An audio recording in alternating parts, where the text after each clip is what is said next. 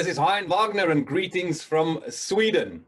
As a blind adventurer, people often ask me, Hein, how does a blind skydiver know when he's close to the ground? Well, it's quite simple and easy because you can feel the slack on your guide dog's leash. Then now is a good idea to open up or you're going to die. No, I do not skydive my guide dogs. I just love them too much. I was born blind though. However, that never ever stopped me from living a full and adventurous life.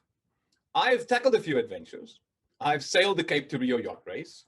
I've ran a number of city marathons, including Cape Town, Hong Kong, New York, Antarctica as well. I've done full Ironman. I've cycled the toughest, hardest, longest multi-stage mountain bike race on the planet, commonly known as the Tour de France of mountain biking, the Absa Cape Epic.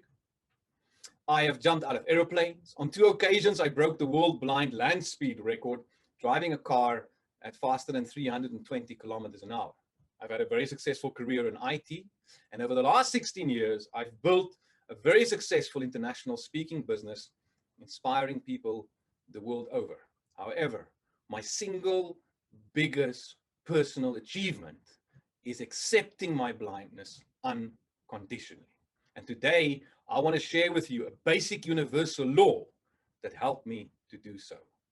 I also want to share with you the amount of light that this basic law generated into my life and to the lives of the people around me, much more so than sight can ever begin to do. So I was born with a condition called Leber's congenital amaurosis. I don't expect you to remember this. All it means is my eyes cosmetically develop normally.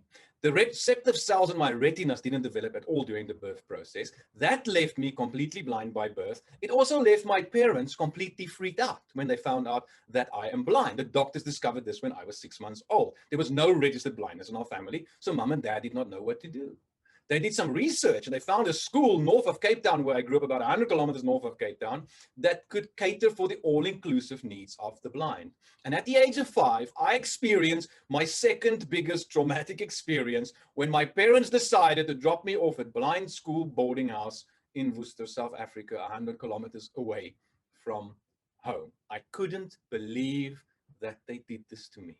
Couldn't believe it. Because back at home, I could easily find my way to the kitchen, find my way to the bathroom, to my bedroom, especially my bedroom, that deep, dark cave I never, ever wanted to leave to face the bright lights of society. But mom said, no, stay at school, do your schoolwork. I got lost, couldn't find my way to my bedroom. Some days I couldn't find my way to the bathroom in time, but at least I got an excuse. I can't see where it is, so it helped a little bit. Soon I realized all these blind kids are walking around the school grounds making weird noises. One would click his tongue, another one to slap with his hand on his thigh. And I phoned my mom, I said, Ma, is this a school for blind or mad children? Why are they clicking their tongues? Soon I realized if I don't click my tongue while I was walking down the passage, all these blind buggers kept walking into me. So I started making noises to try and avoid them. I went to a very gifted school. Everybody passed their final exams with their eyes closed. Really incredible stuff. When I arrived at blind school, the only thing I wanted to do was to go back home. I wanted to go back to my normal life with my normal sighted friends where everything was normal. Why did I have to be in this blind school? Today, I realized it was the best decision my parents could have made for me, but at the time, I couldn't believe it. So I also could only go home within 5 weeks. The teachers told my mom and dad that, hey, you can't take this blind child out after a week or 2 or 3. He has to stay for 5 weeks. Otherwise, he's never going to adapt to this new environment. Couldn't believe it. Hated it. I counted the days, the hours, the minutes. All I wanted to do was go back home and hang out with my sighted friends, the kids whom I used to know since I was in my diapers. So eventually, that 5 weeks later, that Friday afternoon arrived, I got into mom and dad's car. I was so excited to go back home. Yay, I'm going back to my new life, even if it's my old life, even if it's just for a weekend. And I arrived in Cape Town, got out the car in front of our house, and I experienced the single biggest traumatic experience of my life. These sighted kids whom I used to play with since I was in my diapers completely, totally rejected me from their little playgroup. I was standing in the driveway trying to reach out to them, and I thought, but how is this possible? They knew I was blind when I left. How could anything have changed within the last 5 weeks? Why am I not welcomed into that group of kids? And I realized if I want to reintegrate myself into that little group, I'll have to do what they're doing. And as I'm standing there, I realized they're all on their bicycles. They're cycling up and down the road. They're cycling up and down the driveways. They're having a jolly good time. And I realized I will have to do the same, get onto a bicycle. However, 5-year-old, in fact, 10-year-old, 15-year-old blind kids do not own bicycles. unless your parents are fairly sadistic, you will not own a bicycle as a blind child. My brother owned one. He was 2 years older than me. He is still 2 years older than me. He's also sighted. He owned a bicycle. The bicycle was twice my size, but I took it out of the garage and I decided today I will join you guys and bike. And at least I'll be accepted back into this little group of sighted kids. Well, 2 hours later, I'm still walking up and down the driveway. 3 hours later, the tears are running down my face. I'm walking with the bicycle up and down, trying to work out a plan. 3 hours later, the tears are running down my face. And I'm realizing, Hein, you will never, ever be able to do this. It's not going to be possible. And as the tears are running down my face, I turned around. I was about to throw the stupid bicycle down and just walk away from it. I could hear in the back of my head a tiny little voice that said, just try 4 more paces. So I walked 4 more paces. Within those 4 steps, I could hear as clearly as daylight the clickety-click noise reflecting off the gears of the bicycle at the back, bouncing against the pavement back at me. Tiny little noise, tickety-tickety-tickety-tick, tickety-tickety-tickety-tick. And I realized if I focus hard enough and long enough on that tiny little noise, I can use it to navigate. I can use it to keep this bicycle in a straight line next to the pavement. 2 days later, I was going up and down the driveway. 3 days later, I took the bicycle out onto the road. 2 months later, I was challenging all these sighted kids and said, come on, guys, do you want to dice me? I promise I'll keep my eyes closed. I won't cheat. So back at blind school, my teenage years got a bit rough. I became a bit of a rebel, I guess. But I started to enjoy it so much, being in amongst other blind kids, similar challenges. We were running the world from blind school. The world just doesn't know it. We had a very similar curriculum than sighted schools or mainstream schools, a few exceptions. Of course, we had Braille as a learning medium. A few subjects were slightly altered. For example, we didn't have biology, we had physiology, because one of the reasons for that was the teacher searched the entire planet. They couldn't find a strong enough microscope for the blind guys. So they said, hey, well, let's stick to something you should know fairly well. At the age of 15, 16, the development of the human body turned out to be a fascinating subject. I'm sitting in the back of the classroom in the physiology class, and I'm dreaming about all the ordinary things that teenage boys dream about. And that very day, our teacher decided to discuss the functionality of the eye. Needless to say, I even drifted further off into dreamland. But something she said in the classroom that morning struck a chord with me, and it brought a question up in my mind. And that question was something along the lines of how many kids are actually born with this disease, LCA, this eye disease? And I thought, wow, I should go do some research, find out. Interesting question. So I sneaked out the classroom and made my way to the library. By the way, our physiology teacher was also blind. She never saw me leaving. It was incredible having blind teachers. You could easily pull the wool over their eyes. 15 of us in the classroom, 10 would sneak out, go sit in the sun. The 5 that stays behind us goes, yes, ma'am, yes, ma'am, yes, ma'am, yes, ma'am, yes, ma'am, yes, ma'am. I got into serious trouble for my yes, ma'am games. However, I made it to the library. I dusted off a number of Braille books because, believe me, if you try and read a Braille book under the dust, it becomes an incredibly long story. You never get to the real point. But after some research that day, I discovered that only just one out of 80,000 kids are born with LCA. I had a choice that day. I could either see this as the most negative thing that I've ever discovered, or I could embrace it with absolutely everything I own and say, hang on, Hein, the fact that you're different to 80,000 kids is the most unique, the most special, and the most positive thing you've ever discovered. Let me be brutally honest with you. The single most difficult decision I've made to date. But the one thing that I've learned in life, my friend, if you make a decision based on your gut feeling, that feeling from deep within, do yourself a favor, stick to that decision, because it might just be the best one you've ever made. So back at school, I realized that the only bridge for me being dependent on the sighted world for the rest of my life, or being completely independent, is twofold: education and technology. I absolutely fell in love with the latter. My final exams at school, I wrote on an ordinary desktop PC, modified software so that the screen reader reads everything back on the screen to me. I finished my schooling. I enrolled for a number of computer training courses because I realized technology is going to lead to me getting a job. I could enter the IT industry. I could be financially independent on all levels. And I studied as hard as I can, programming courses, you name it, I signed up. I moved back to Cape Town, away from Worcester, back to my parents' house. My CV looked quite good because I participated in so many things at school: athletics, cross-country running, drama society, debate society, anything to just get out of boarding house for an hour or two, even if you have to go run 15 kilometers. I signed up. That was cool. 6 months down the line, I'm back at home in Cape Town, sending out that CV that I thought great, not even getting a letter of regret, not a phone call to state we don't want to employ you, nothing, not a word. A few months down the line, I'm sitting at my bed one morning thinking, but what's going to happen to you, Hein, for the rest of your life? Nobody wants you to come and work for them. And I realized there's a big mistake on my CV. It's actually only 3 words. So I deleted it. I took it away. What were those 3 words? Blind since birth.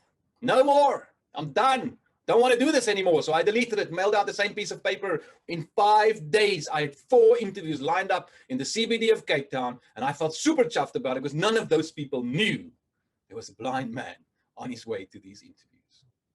I eventually ended up working in IT. I spent 12 years in IT. My last real IT job was as international sales manager for a multinational, leading quite a big team with a huge budget every quarter. And I felt like I have absolutely arrived. I've made it. I made it. Yes, I'm on top of my IT career. I'm making good money. I've got a very good team reporting to me. They're responsive. The sales numbers are going through the roof. But I felt empty. I felt like, what was I chasing here? Why does it feel so empty? And I realized then that the reason I feel so empty is I have no idea what my purpose is. And I had to find out. So I started digging. I started also to do some talks at schools because I was invited by principals of schools to come and tell the kids a little bit about my adventures. And I realized the kids are enjoying my stories. And I soon found out that my purpose is very simple. All it is to inspire people to turn huge obstacles into major opportunities. That's exactly what I did with my blindness. I started to look at it from a different perspective, and it became the greatest opportunity. Boom, a new business started. 16 years later, I've been traveling the world, delivering keynotes to audiences, large and small, the world over, inspiring as many people as I can possibly reach through my speaking career. 9 months ago, the business collapsed because of COVID. All of a sudden, the conference industry was gone. My diary for 1 year cleared out. Sitting at home, I had to reconnect via LinkedIn, connected on a different level with my clients, with new clients, made new friends, made new clients, and build the business back up again. Now I'm presenting virtually, talking to a camera, which I can't even see. Terrifying. Anyway, I had to overcome that to survive, to make this business survive. And on my journey, in the last 16 years, having had the privilege of doing what I'm doing, I was invited to go and address a group of very successful entrepreneurs in Mumbai, India. Now, fascinating place. The presentation went well, and the next morning at breakfast, my host said to me, Hein, I don't know if you know this, but on the outskirts of Mumbai is a tiny little school. There's only about 40 kids in the school. What makes the school unique is these kids happen to be deaf and blind.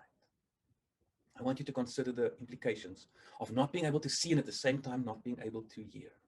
I cannot begin to imagine my world without my sense of hearing. My entire perception of the world starts, every single thing, every single experience starts with the audio cues. My view of the world is largely painted. The tapestry is largely made up out of audio sounds that I receive through my ears and things that I experience through my other senses. So I'm thinking, well, how would the life be without music, without harmony? I'm also terrible with faces. So imagine I can't hear people's voices. I'll be so lost. But I wanted to go to that school to meet the teachers. How do they teach deaf-blind children? So I arrived at the school, same day. I met one of the most phenomenal individuals I've met in my life. This gentleman has been at the school for 35 years. He arrived as an 8-year-old, deaf, completely blind. He's been at the school for 35 years. He went on, finished his schooling, then he went on to achieve a master's degree in education, gone back to the deaf-blind school. He's educating fellow deaf-blind children. He sits in front of an ordinary-looking computer. Big screen in front of him for your benefit, that you can look over his shoulder whilst he's typing on a normal touch type AFDS keyboard. Tiny braille display below his fingers that I can put my fingers on and read in real time what he's typing on the keyboard. So we started communicating. I would type, he would read, we would swap hands. So given the opportunity to type on this giant of a man's keyboard, what do you think was my first question to him? Sir, how on earth did you achieve a master's degree in education? You're completely deaf and completely blind. We swap hands. He starts typing. I start feeling, touching the braille display. He humbly replies, Hein, you have to understand the deaf-blind person's world begins and ends as far as his or her fingers can reach, and within that we have to educate. I said, but how do you do this? He said, well, I'll show you. We developed a tactile sign language where the kids physically hold their hands, and by moving their fingers, they can feel what the other child is saying. I said, no ways. He said, yes. And would you mind speaking to them for 10 minutes, Hein? They would love to hear your story. I said, but they can't hear me. He said, that's no problem. There's 40 of them. The first guy can hear. They're all sitting in a circle holding hands. So the first guy hear what I'm saying. He relates it with moving his fingers to number 2, 2, 2. They're all holding hands, 2 to 3, 3 to 4, 4 to 5, 5 to 6. 6 to 7, 8 to 9, 9 to 10. It takes about 13.5 minutes for the last guy to catch the joke. But he who laughs last in life laughs the longest, even at the deaf-blind school in Mumbai. I was so profoundly moved by that experience. People often ask me, Hein, if you had a choice, would you want to be deaf or would you want to be blind? I can truly, honestly not answer you, but I can tell you this. The one thing I do know is I do not want to be both deaf and blind. And that today brings me to this basic universal law that I want to leave with you. The one that has generated more light into my life than sight can ever begin to do. And that, my friend, is the law of appreciation. Appreciate what you've got, because I promise you there are hundreds, thousands, in fact, millions of people out there that are less fortunate than you are. And remember, the things that me and you, the things we take for granted, someone else right now is praying for. So when I experienced that traumatic incident, my most traumatic experience, getting back from blind school, standing in that driveway, realizing that these kids are rejecting me from their little playgroup, I took my brother's bicycle out the garage. It's twice my size, the bike. 3 hours later, I was crying. I was about to throw the bicycle down, knowing I cannot do this. If I threw that bicycle down, my life would have probably turned out differently. But you know what? I didn't. When I hear that little voice, I kept walking those 4 more steps. And in those 4 steps, I could hear as clearly as daylight the reflection of the bicycle's noise bouncing off the pavement, coming back at me. I could use it to cycle in a straight line. Think about the things I had to deal with, challenging all those other kids cycling up and down the road in front of our house, oncoming cars, parked cars, pedestrians, lampposts, trees, you name it. We had these 2 huge flower pots on either side of our driveway, and I could hear them because the tickety-tick noise was a different frequency. Nobody knew this. I knew it. So I could fly between those flower pots, stop 10 centimeters in front of the garage door. Look at me, man. I can do what you can do. And for me to stay safe in that bicycle saddle, I only use 4 senses. Why? Because I only own 4 senses. My challenge to you today is just consider for a moment the results that you can deliver in your personal life, business life, on any level you choose, if you just start using all 5 yours on a daily basis. We all have different challenges. Mine some days may be a bit darker than yours, and I do not know the answers, but I can tell you this. The day that I started looking at blindness, this huge personal obstacle, the day that I started looking at this thing from a slightly different perspective, it became the greatest opportunity I could ever dream for. If you change the way you look at things, I guarantee you the things you look at will change. Yes, ladies and gentlemen, I am blind. Exactly what is your excuse?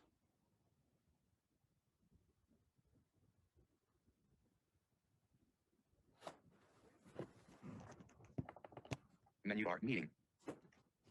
Zoom.us, meeting. Stop, switch camera, stop video, command shift V. Invite command, pause recording, stop recording, command shift R.